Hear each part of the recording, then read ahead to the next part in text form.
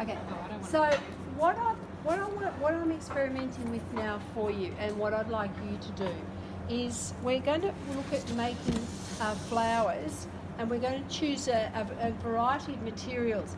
Now this is silk abaca, and I think you all got some silk abaca in your materials folder last year. And you can see there it's got a direction where if you do that, it's sort of strong thread. If you do that, it's soft thread. So that thread is made of silk, and this thread is actually made of abaca, which is also the same stuff as this.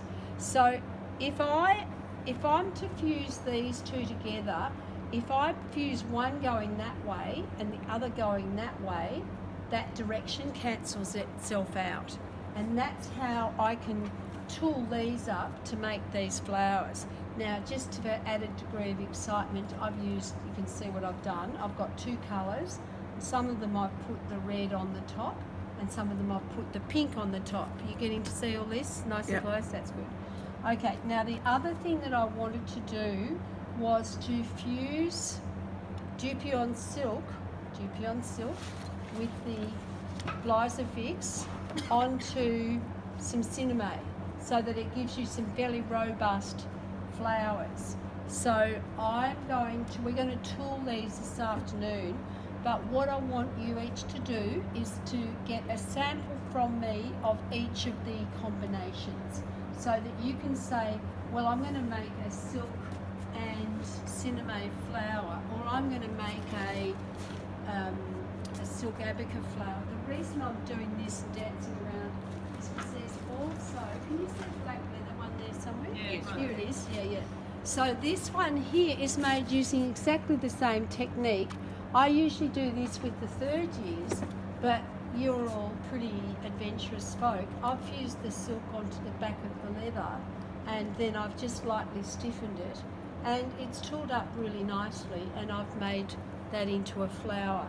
So tonight what I want to do is I want to show you how to prepare the stamens, how to create a pattern for your flower, and then how to prepare your fabric and cut it out. So one of the things about the combinations of the materials, it's up to your imagination, but you just need to do a little test to make sure that the material behaves the way you want it to. Because there's no point you putting yourself through all of that job of tooling the flowers if the fabric just goes floppy again after you've done it. You don't want that to happen. And so you just do one to test, and then after you've done that, and when you're happy, then you can do the rest, and you know that you're going to get something worth having. The other thing I want to talk to you a little bit about is making some invented sinamay trims. Now, remember I said have a play with your offcuts. Can you see this little one? Do you want to see it close? Yeah? No, it's all right. Yeah. All right, Close. Okay, so this is your sinamay just frayed and frayed and frayed and frayed, with a tiny little centre which you hardly notice. You can see I've spray painted that with some red paint. And this one here, this is your Beck Shelton band, which has just had a twist and been made into a little flower. And you can just get a little piece of sinamay here like this and stuff it with a bit of God knows what inside, doesn't really matter. Roll that up like this. You can put a little stem in there, and you can make a little button centre.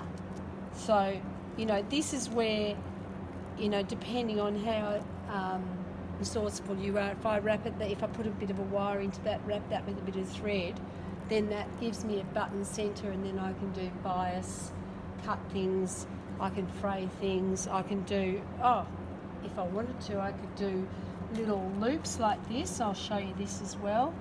So that's another square of this. Now if I just fold that on the bias across there like that, you all know about finding the bias. If I was to bunch that up, then I'm making a little petal already.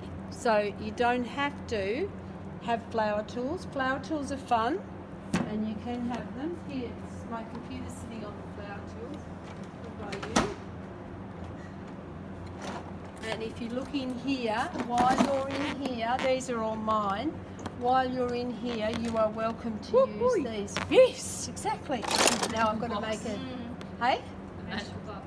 Yes. So, but you don't have to have tools to do it. You can use hand forming techniques. So we'll do that after the break. Thank you.